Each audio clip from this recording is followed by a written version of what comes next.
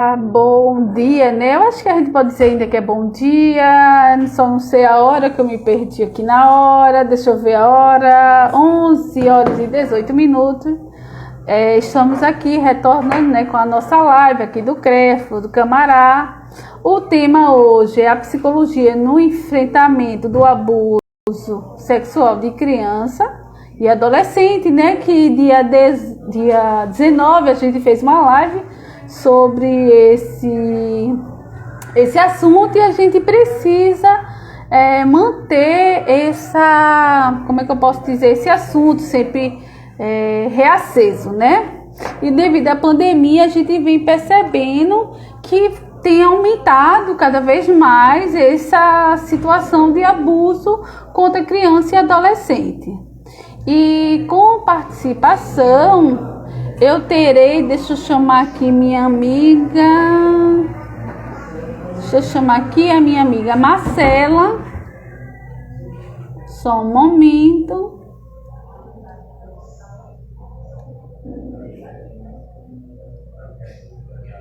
Cadê Marcela aqui?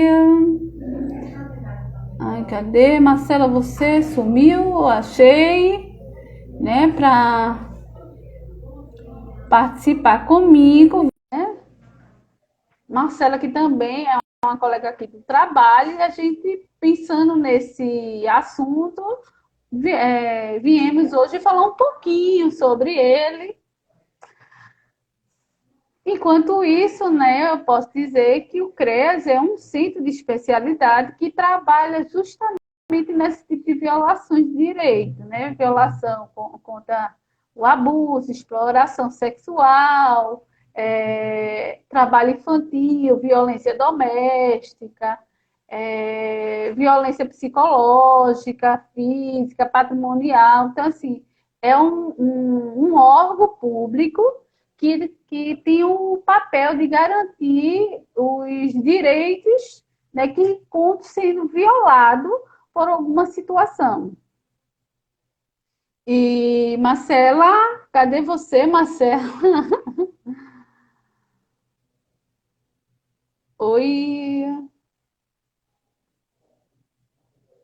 Hum, a nossa internet hoje não está colaborando muito, né? Deixa eu chamá-la de novo. Convidei de novo a Marcela, né?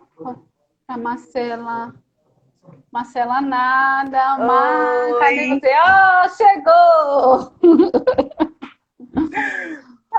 Oi, Ai, bom Marcela, dia, tudo bom? gente. Tudo bem, meu amor?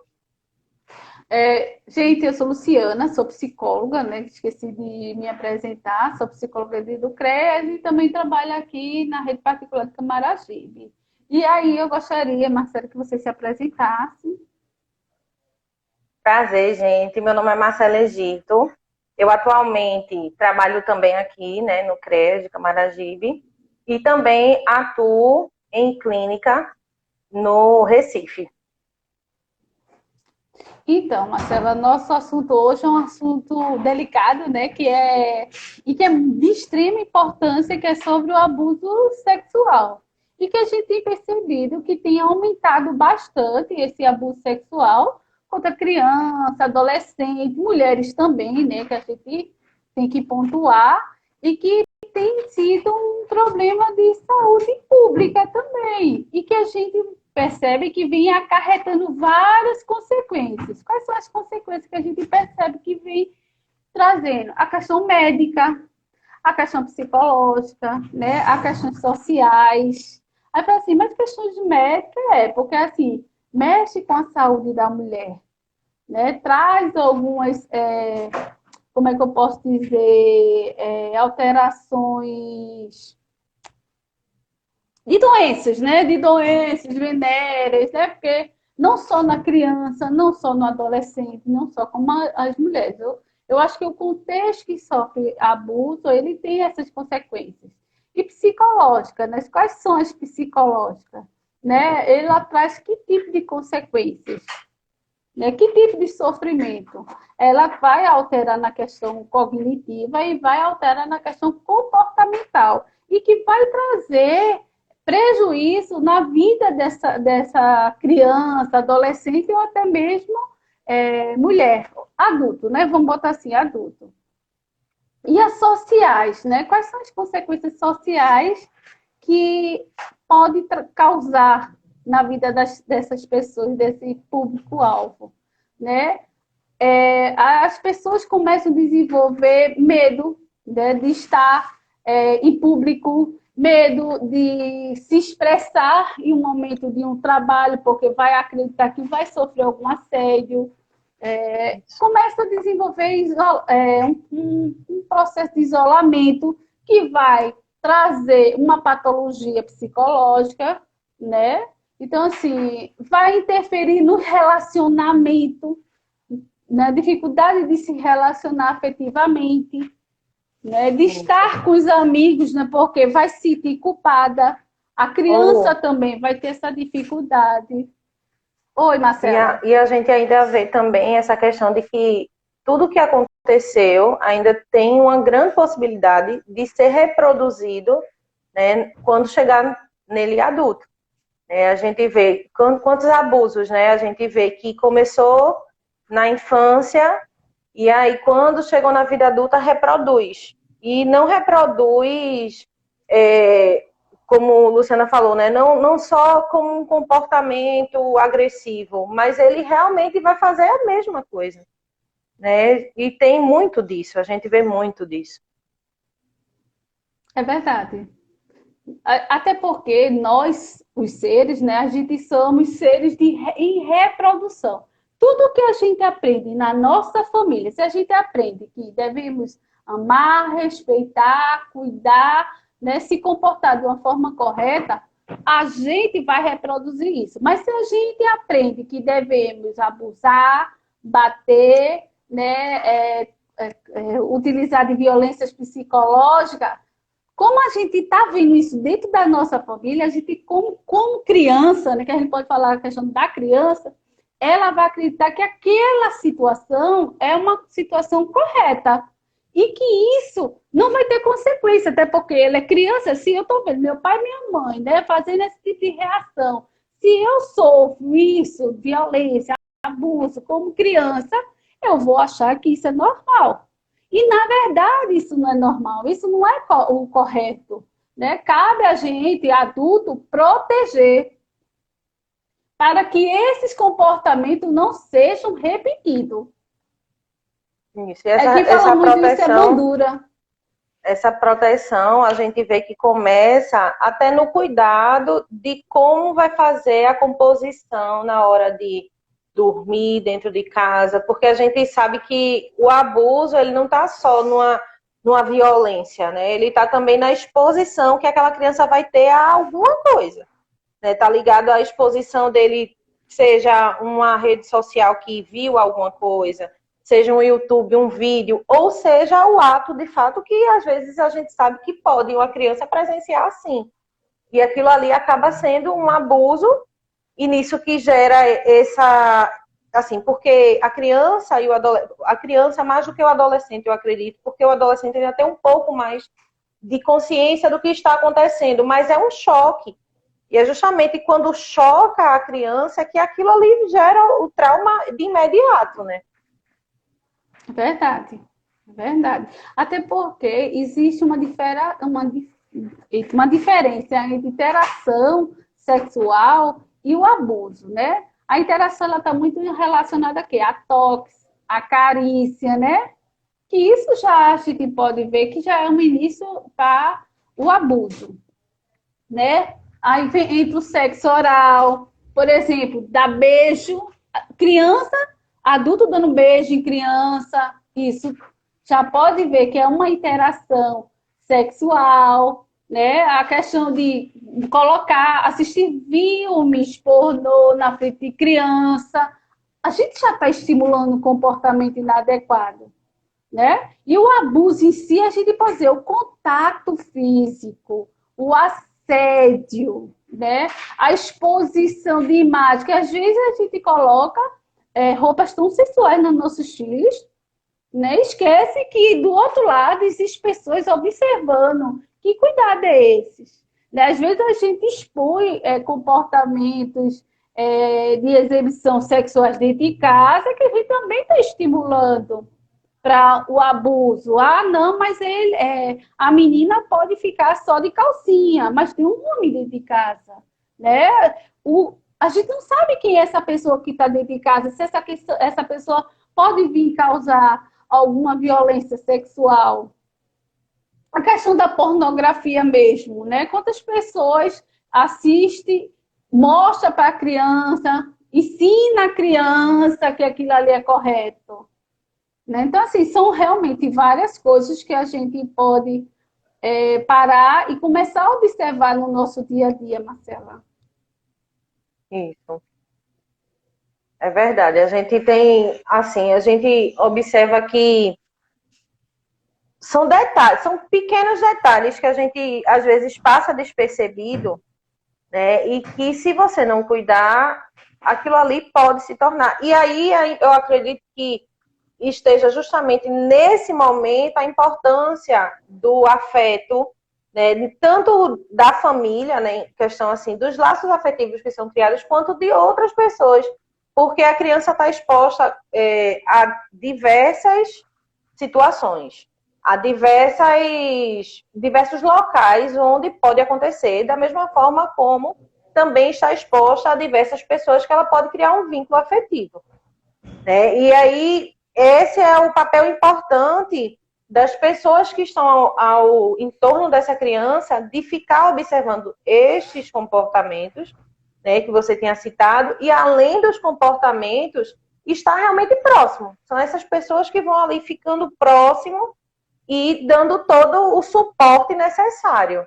Né? Então, quando a gente fala criança, não só criança, porque até um adulto ele muda o comportamento depois que passa por um abuso, né? Então, estou falando de criança, mas ao mesmo tempo a gente tem que pensar no adolescente, a gente precisa pensar na mulher, principalmente, né, que passa por isso, né? E mostrar que eles não estão sós, né? E fazer essa aproximação, para que não haja uma repetição, para que ele se sinta forte de chegar e de falar sobre isso também, né? É verdade, Marcela. A gente precisa observar o nosso contexto, né? Eu acho que o contexto social, atualmente, ele tem produzido isso. Muitas crianças, adolescentes e mulheres estão dentro de casa. A gente sabe que o índice de violência tem aumentado absurdamente. E de abuso sexual tem muito. Né? Então, assim, e o calar, né? Por que o calar dessa família? Né? Qual é o que leva elas a ficarem em silêncio e não de notificar, não de pedir uma ajuda? A gente sabe que a violência é difícil de você se libertar, mas a gente sabe que também existem lugares que ajudam você essa libertação, que é, no caso, o serviço de apoio. Ah, mas o serviço é muito longe da minha casa. Por exemplo, o CRES. O CRES é um dos instrumentos, mas eu tenho um posto de saúde que eu posso pedir ajuda. Eu tenho uma escola da minha filha que eu posso pedir ajuda, né? Eu tenho o Disque 100, gente, que o Disque 100 você não precisa se identificar, não. Basta você trazer a situação que eles vão tomar ciência do caso e buscar ajudar. Exato. Né? A gente aqui, a gente consegue ver que tem possibilidade de ser resolvido o quanto antes.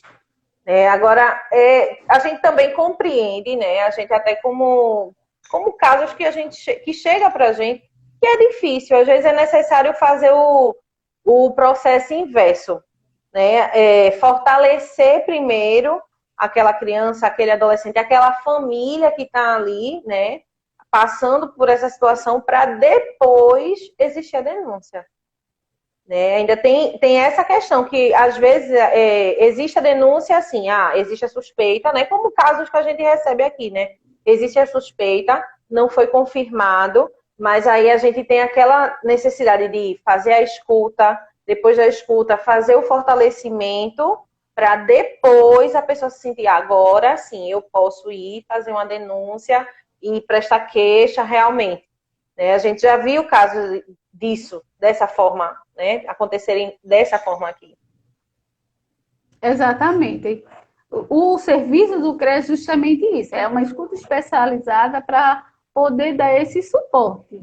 Né? Mas às vezes dentro de casa a gente está tão acostumado no dia a dia, no cotidiano, que a gente esquece de observar os sintomas, né? Que os filhos, o adolescente, até a mulher mesmo está apresentando. Por exemplo, primeira coisa é a mudança de comportamento.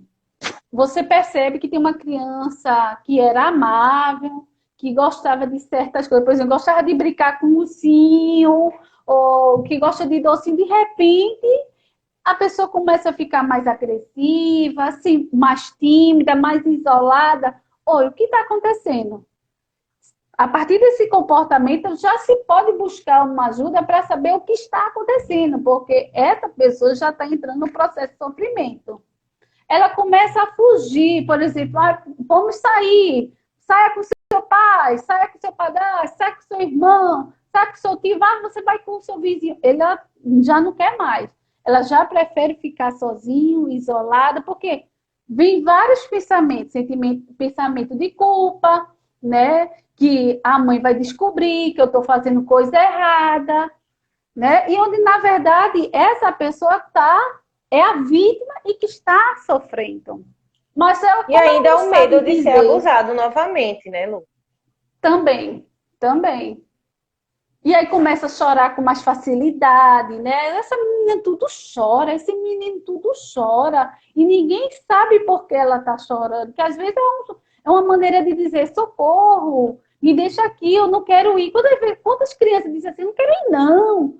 Mano, você tem que ir. Não, não quero, não posso, não quero. Eu prefiro ficar aqui. Aí começa a chorar, a gritar. Aí os pais perdem a paciência, mas, na verdade, eles estão dizendo, socorro, me ajude. Ele vai fazer de novo, né? Porque não é fácil para a mulher admitir que está sendo abusada, imagina uma criança adolescente. É muito difícil. Isso. E tem casos que a criança, eu vejo muito assim, que em todos os contextos, né, existe o cuidado em pensar se vai ter credibilidade aquilo que foi falado, e além disso, pensar que, exemplo, se foi um tio, se foi um primo, é alguém próximo, né? Então vai ali, vai ter aquele sentimento de culpa e ao mesmo tempo vai ter aquele sentimento de, não de pena, mas de tipo, eu vou falar alguma coisa sobre alguém da minha família, né? E aí sabe que vai gerar alguma coisa na família, mesmo sendo criança, a criança sabe que quando fala, por exemplo, mal de um coleguinha, ela sabe que vai ali ter um castigo. Então, talvez o falar mal de alguém da família, ela também vai entender que vai ter um castigo para ela. Porque não vai ser um castigo para o adulto que está ali fazendo aquilo, porque ele é adulto. Na cabeça da criança, ela vai entender que ele sabe mais do que ela. Então, ela é que vai ter ali a culpa. E ainda mais, Marcela, tem a questão das ameaças, né? Se você disser a seu pai, ou você disser a sua mãe, né? Eu vou matar sua mãe, eu vou fazer isso com seu pai. Então, assim, a criança fica desesperada e termina caindo na sedução, né? Olha, você tem que vir, viu? Senão, você já sabe o que vai acontecer. Ou então uma troca, olha, eu te dou bombom, deixa eu pegar no teu corpo. Hoje em dia as pessoas estão aproveitando a pandemia, a questão da vulnerabilidade social, tá usando de outro artimanho, eu te dou dinheiro, te dou uma cesta básica, mas vem aqui, né? Isso é um segredo meu e teu. Então, a criança, pela situação, vê o pai lá dizer que não tem dinheiro, e aí vem alguém oferecer. Ele, por não ter a clareza, porque eu acho que os pais precisam conversar também com os filhos sobre isso, né? Orientar, porque eu acho que falta muito o diálogo familiar. E isso, se tiver essa clareza, ele vai dizer, opa, peraí, eu sei que eu estou necessitando, mas isso não é correto. E algumas crianças conseguem entender, não é porque é criança, se você não orienta, eles não vão entender quando vir acontecer algo, não. O problema é que muitas crianças, os pais, deixam lá, ó, cuidam de uma maneira sem dar nenhuma orientação. E quando vai parar para observar, a criança já está passando por algum sofrimento. Que aí passa a ser também Exato. uma negligência, porque o papel dos pais é proteção. E assim, Lu, tem algo que pesa, porque a gente sabe que existe a fase da criança que a criança tem o pensamento, a imaginação, né? Tem a fase da imaginação que vai contando histórias que não são reais, né? E tem muito pai que não entende que existe a fase, mas não significa que ele vai passar o resto da vida nessa fase. Então, se o teu filho ou tua filha chega e te diz, olha, aconteceu isso, no mínimo, comece a ficar atento e comece a investigar, porque tem como sim investigar. É numa conversa, é vendo o que é que ele está vendo, porque uma coisa é certa, ele começa a demonstrar curiosidade, no mínimo, pelo assunto. Se ele não demonstra a curiosidade de saber o assunto, ele demonstra que ele sabe do assunto, ele começa a ver, ele começa a comentar sobre o assunto. Ele começa a falar sobre, como casos que a gente já recebeu também, falar sobre o pipi, como eu já escutei. Né? Não, aqui, ó, é o pipi. Então, assim, se ele está mostrando, é o momento da gente ficar atento, porque num desenho ele pode explicar, ele pode expressar isso. Né? Coloca um desenho, ele falou, então pronto. No caso de uma criança é mais fácil a gente lidar com um desenho do que com um adolescente, claro. Mas aí ele falou, ficou atento, pega um desenho, deixa ele desenhar, desenha, vai desenhando aí. Daqui a pouco ele vai começar a desenhar certas coisas e vai começar a narrar ali, ele vai começar a vivenciar aquilo que ele está desenhando. E é num desenho desse que você vai ouvir uma frase que vai dizer, eita, aconteceu realmente. Porque você consegue identificar.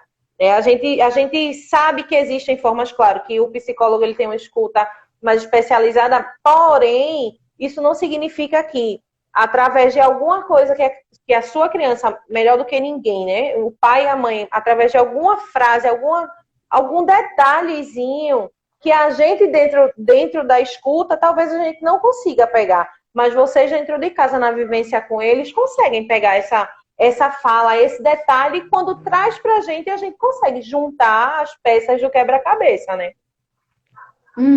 É verdade, Marcela, é verdade. E até porque o corpo, por exemplo, se a criança está sendo violada, vai aparecer alguma mancha, algum vermelhão, né? Um olhar, né? A criança vai ficar tocando nos seus órgãos genitais de uma forma que ela não tinha, né? Porque essa curiosidade, a gente sabe que tem um despertar da curiosidade pelos órgãos, mas aquela coisa repetitiva, alguns comportamentos de como tivesse visto ou como tivesse vivenciado mesmo, né?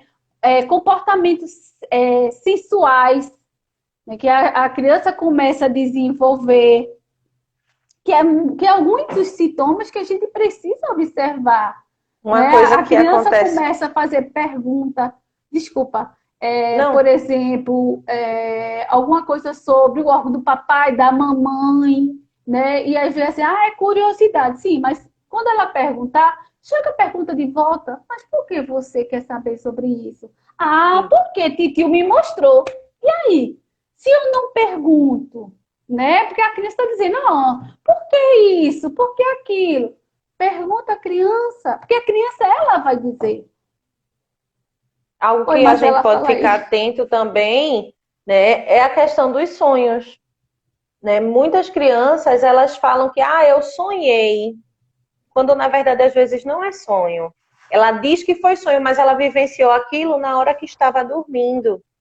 E aí, ao acordar, ela vai dizer que foi um sonho, para não dizer que passou por aquilo, mas ao mesmo tempo ela está dizendo, ela está ali expondo que passou por algo, mas ela não quer dizer que foi o fulano ou que foi a fulana, mas ela quer dizer que passou. Olha, eu tô aqui, eu passei por isso, eu fui violentado, mas eu não vou dizer que foi a tia, o tio, o avô, enfim. Ele não vai dizer quem foi, mas ele vai dizer que foi em sonho. E ele vai dar claramente os detalhes, porque a gente escuta os detalhes.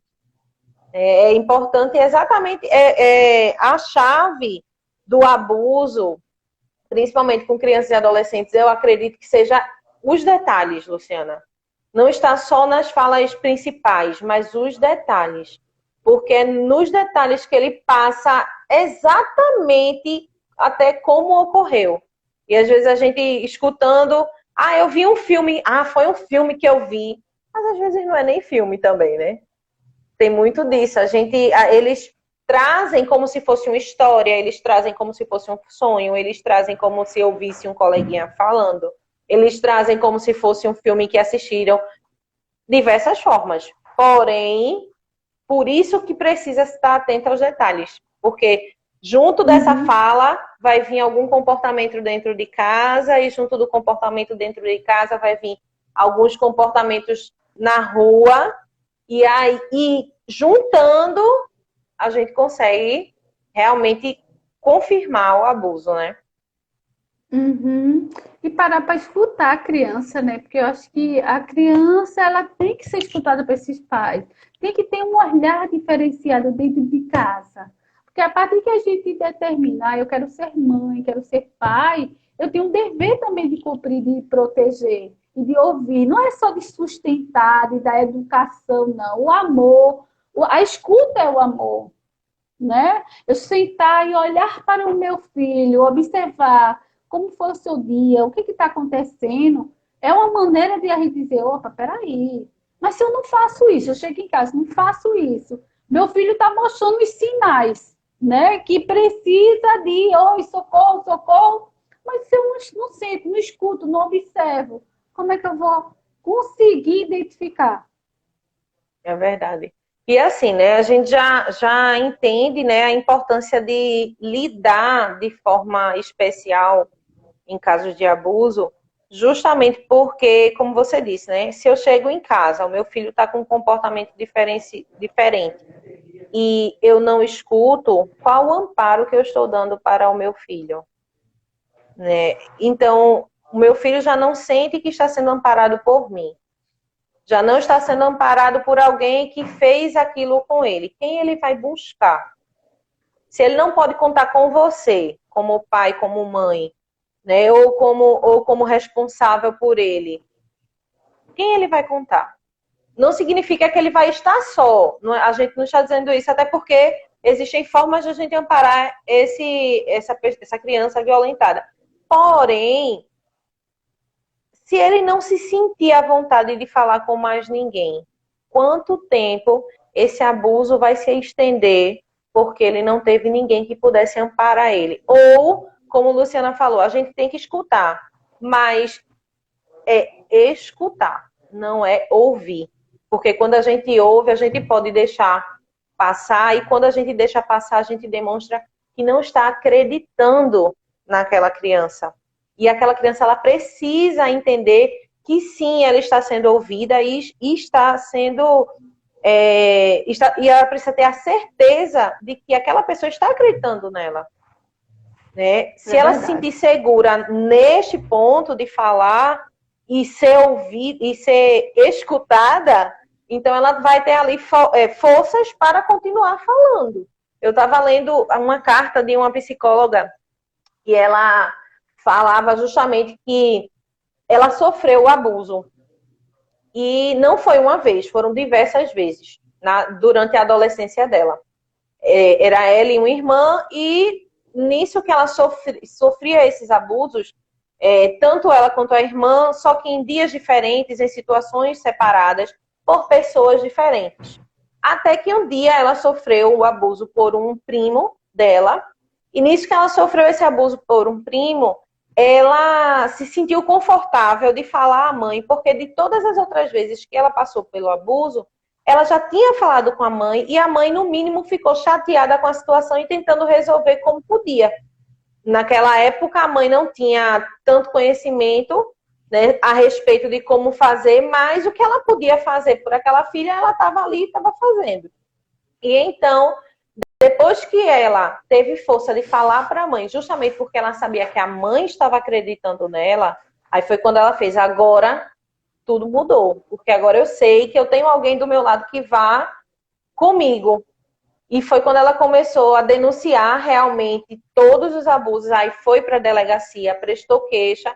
Hoje em dia ela é psicóloga, especialista em abuso, justamente porque ela passou por isso e ela sabe todo o processo de como lidar de forma especial, né, e especializada também, né? E isso faz com que ela tenha força para continuar cuidando de outras crianças e de outros adolescentes e principalmente fazendo da experiência dela o exemplo de força para eles. Uhum, verdade. Que bom, né, que ela foi ser psicóloga. É verdade. Bom pra gente. É uma conquista para a psicologia.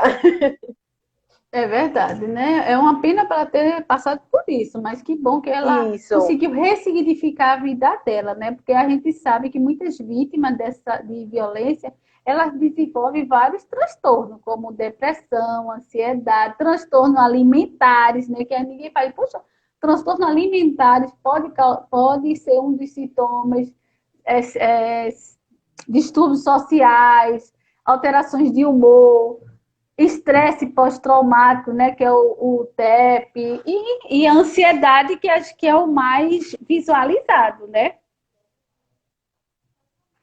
É verdade. E aí a gente, para lidar com tudo isso, né, a gente já falou várias coisas aqui, né, sobre essa questão do amparo, essa questão de respeitar, né, o que o outro está falando, né, a conversa com essa criança. Porém, a gente precisa também lembrar que é importante, como Luciana falou já um pouquinho lá atrás, sobre a conversa, né? Aí fica a dúvida, né? Mas eu vou conversar com uma criança sobre isso, não é que você não é que você vai expor ela a determinadas situações, até porque, como a gente já falou, expor também pode causar ali um abuso. Porém, você pode conversar com ela de forma adequada à idade daquela criança. Né? Luciana falou, olhe, cuidado com o que vai falar, e é exatamente isso.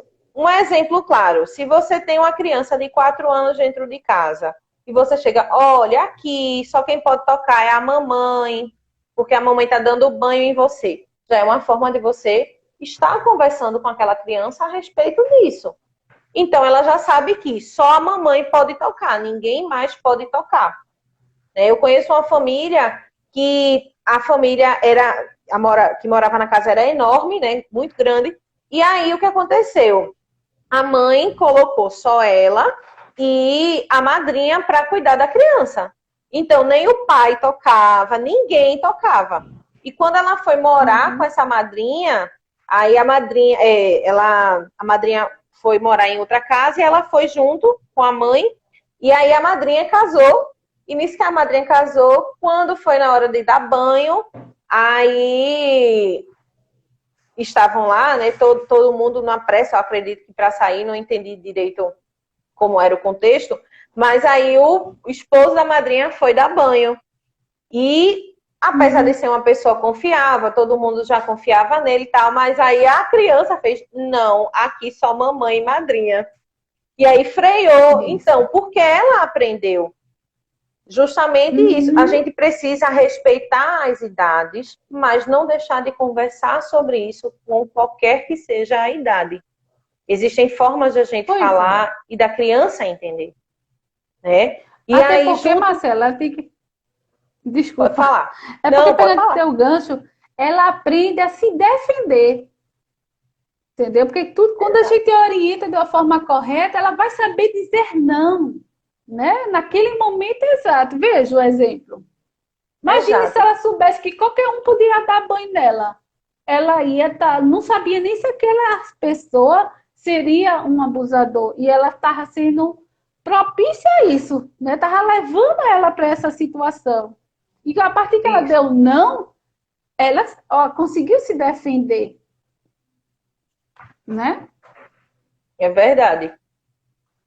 E assim, um pai ou uma mãe, ou um responsável que não saiba como tratar desse assunto, uma dica seria ir no YouTube. No YouTube tem diversos vídeos. Claro que a gente precisa filtrar qual é o vídeo, a gente precisa ver quem é esse profissional que está passando essas informações no vídeo.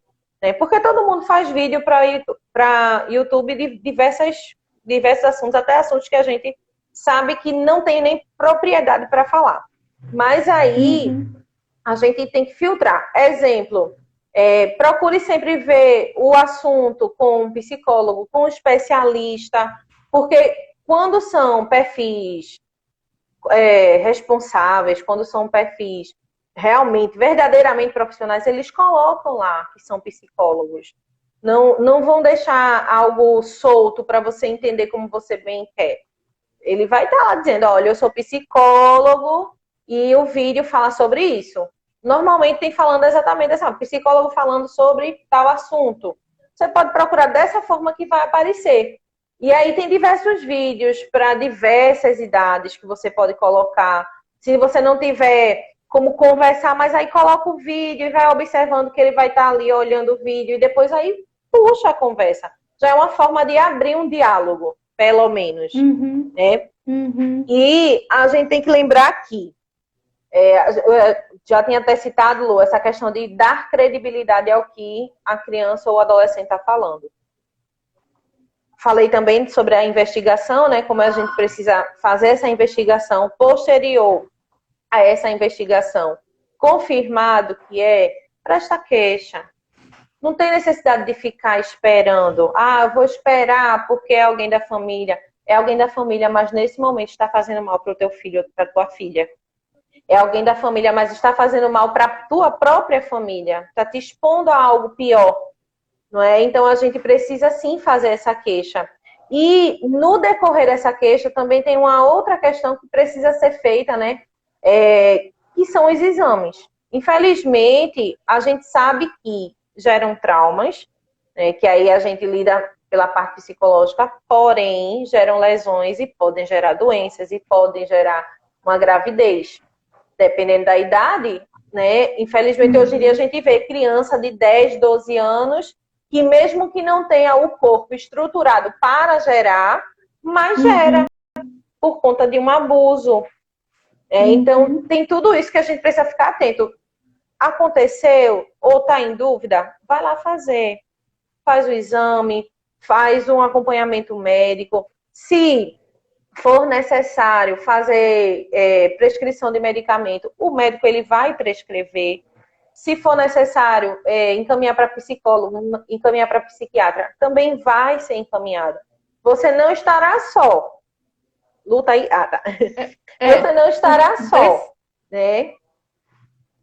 Isso. Agora, vê só, Marcela, nesses casos de abuso, é muito importante que eles tenham acompanhamento psicológico, né? Porque ele vai gerar sofrimento, independente. Talvez o encaminhamento para a psiquiatria vai ser dependendo do desenvolvimento da psicoterapia, né?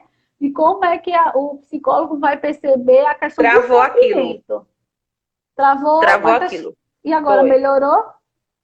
Melhorou, diz.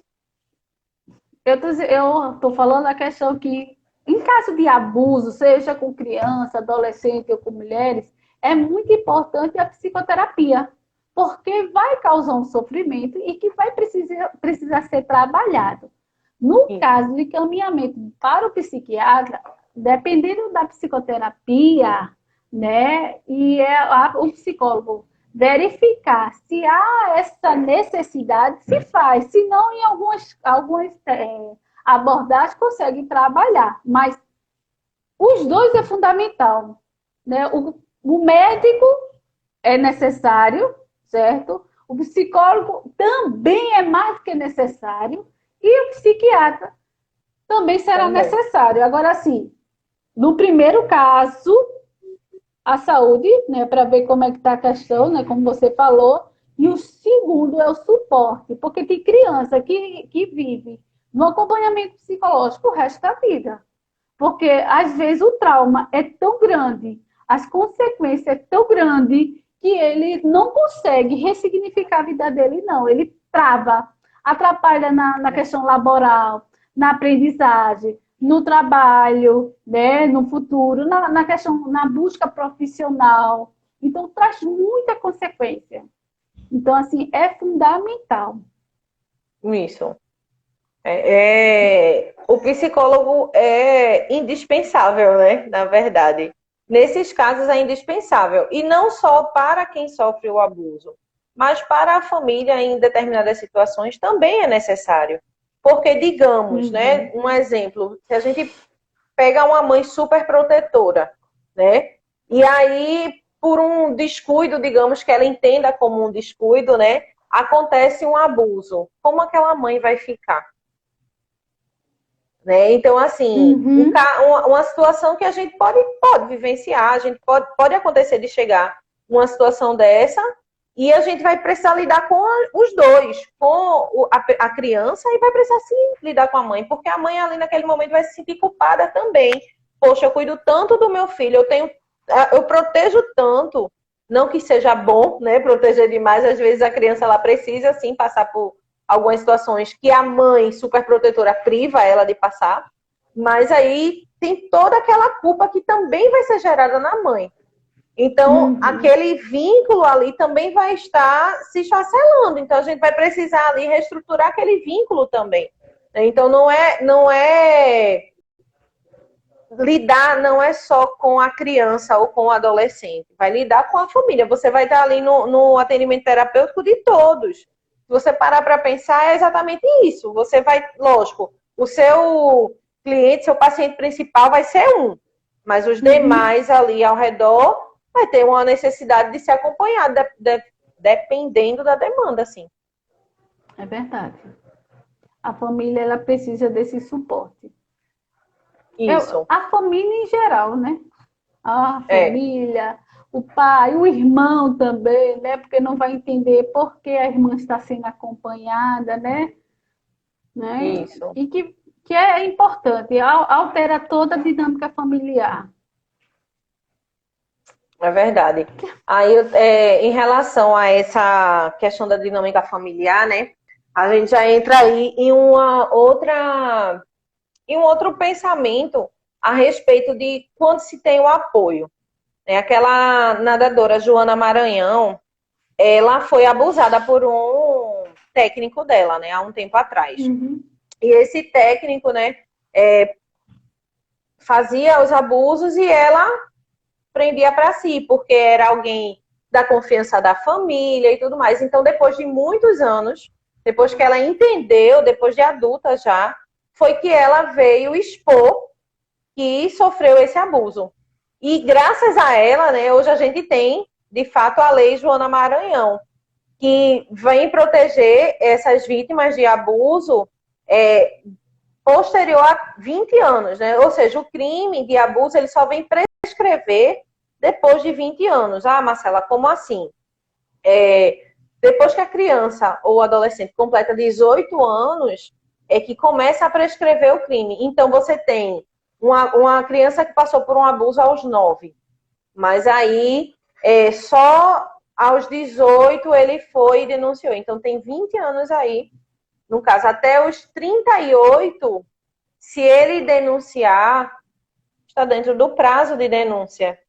Então, não é algo que aconteceu agora e se eu não denunciar agora, eu posso perder qualquer problema que acontecer. Vai acontecer e não tem nada que seja resolvido. Não, pelo contrário.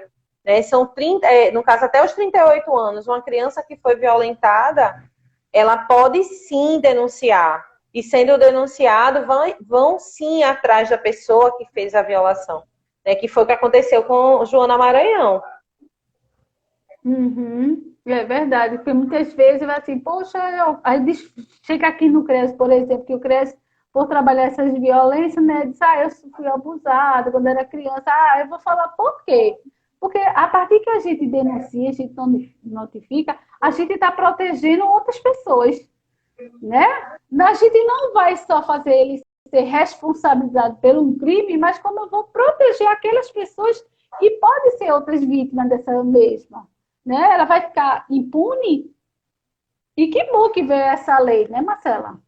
Exato. Pelo menos eles não ficam impunes e a gente tenta controlar de alguma forma, né?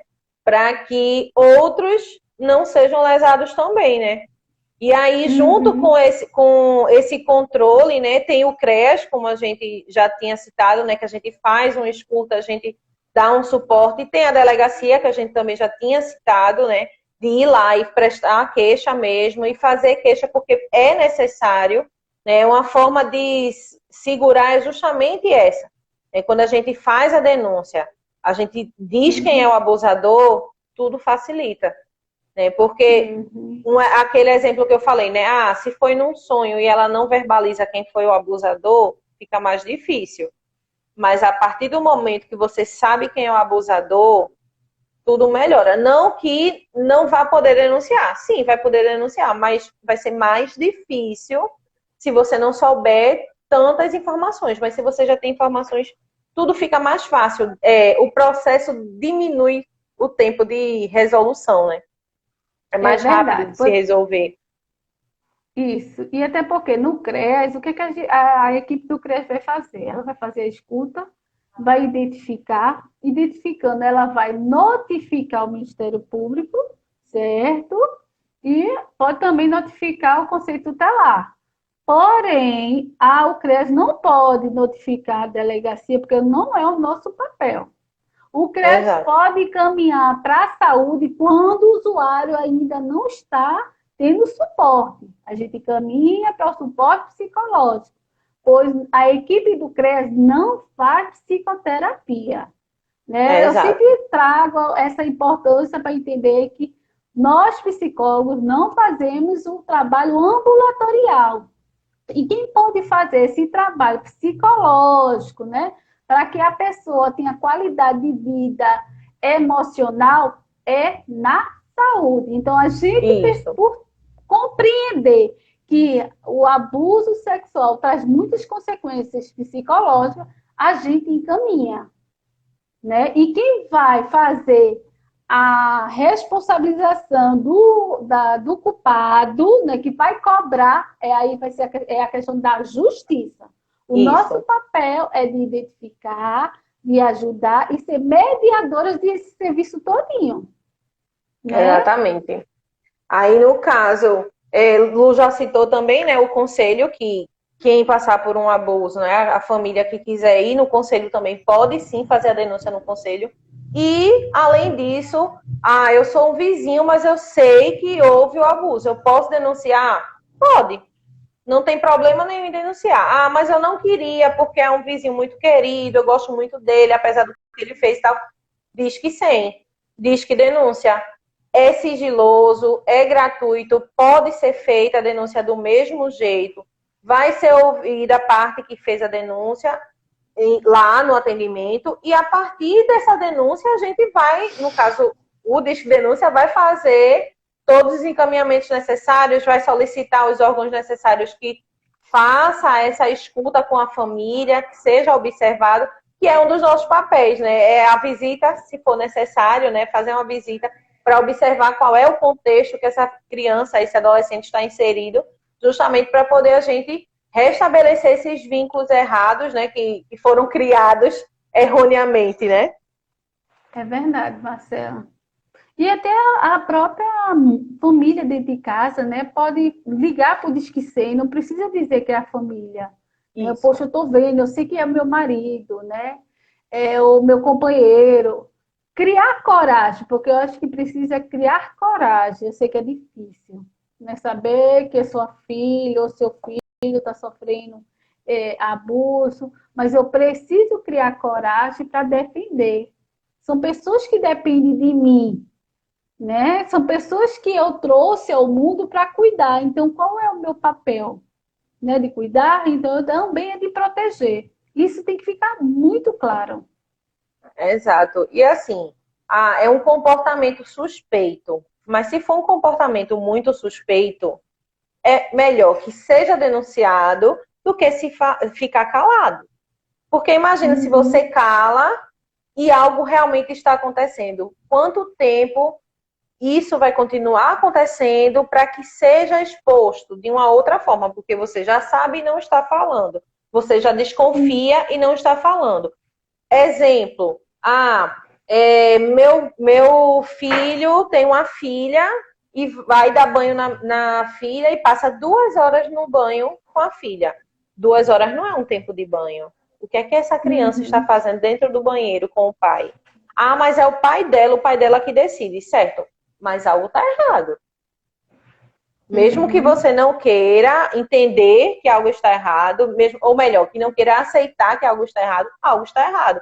Então é melhor que seja denunciado, mesmo como uma suspeita, do que calar e nada acontecer. E essa criança continuar ali no ciclo do abuso, que é muito pior, gera um constrangimento muito maior depois. Porque quanto mais tempo ela ficar ali naquele ciclo, além de todos os traumas, além de todos os problemas psicológicos que vão gerar nela, além de todas as lesões físicas, sim, porque vai acontecer. Uma criança sendo manipulada ou havendo a introdução ali, o que é que vai acontecer?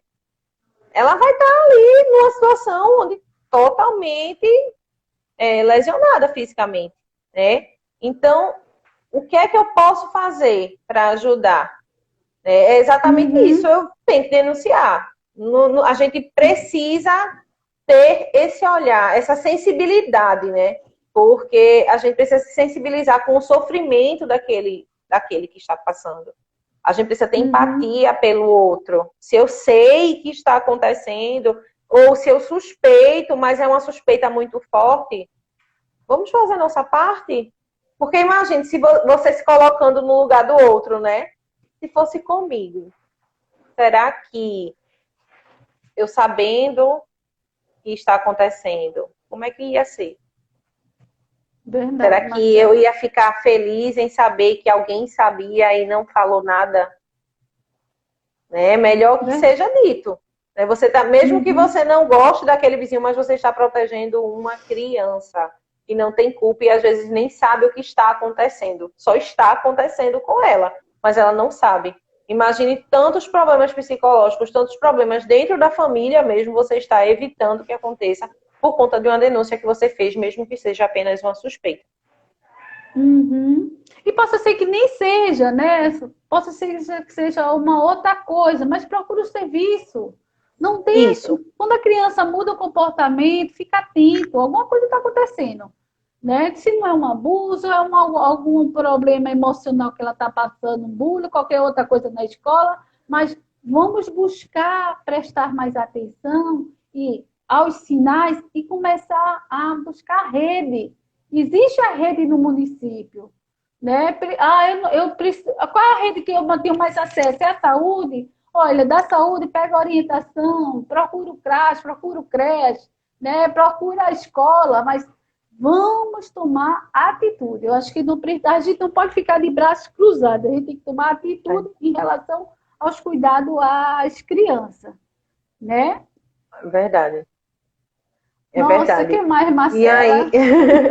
E aí a gente vê, né, essa questão das formas de tratamento que a gente já tinha falado, né, já tinha sugerido, e deixando, assim, mais claro para vocês em relação à psicologia, né, porque, como o Lu disse, né, além dos exames que a gente faz, né, além de tudo que a gente não faz exame, mas além da rede, né, de saúde, além dos exames, além do acompanhamento que eles fazem em relação ao físico, né, tem também, né, essa necessidade do psicólogo, principalmente, né?